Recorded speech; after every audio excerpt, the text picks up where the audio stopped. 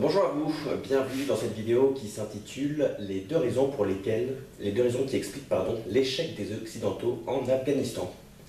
Après les attentats du 11 septembre 2001, des armées de l'OTAN, au premier rang desquelles l'américaine, ont envahi et conquis l'Afghanistan, ont libéré ce pays des musulmans radicaux appelés talibans, puis les Occidentaux ont tenté d'établir un régime selon leurs normes.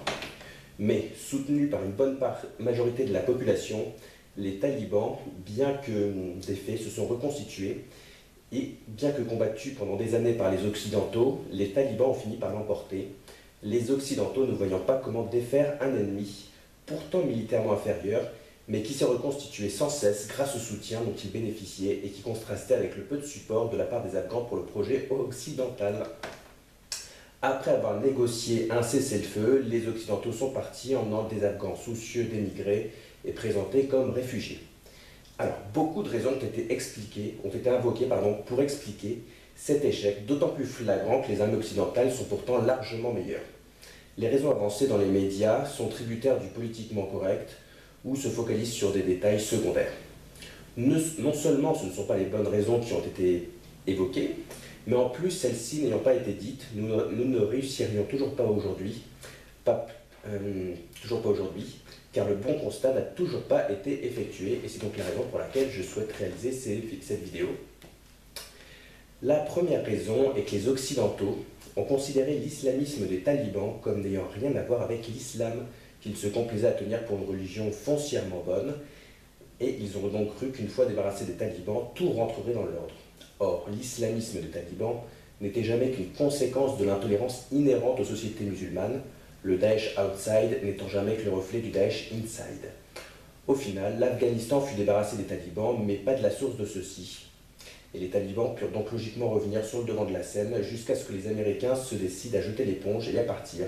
Si les Occidentaux avaient été moins lâches, ils auraient tenté d'extirper l'intolérance islamique inhérente à ces sociétés, en interdisant par exemple que l'on empêche les personnes de manger publiquement pendant le ramadan, en interdisant d'interdire la conversion de l'islam à une autre religion, en expliquant ce qu'est réellement l'islam, à savoir un mouvement terroriste ayant inventé une religion pour se dissimuler et se justifier.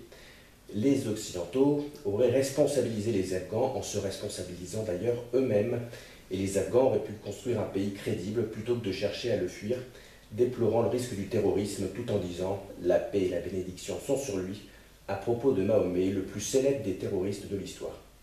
Peut-on vraiment extirper une plante si on se contente d'en couper les fleurs et que l'on refuse de la déraciner? Deuxième raison pour laquelle les Occidentaux ont échoué en Afghanistan, la civilisation dont ils sont les héros manque de noblesse, est profondément matérialiste, dépourvue de transcendance et n'est pas susceptible d'élever l'homme. La corruption des élites afghanes que les Occidentaux mirent d'ailleurs en place en fut la meilleure illustration aux yeux des Afghans. Peut-on vraiment donner tort aux Afghans?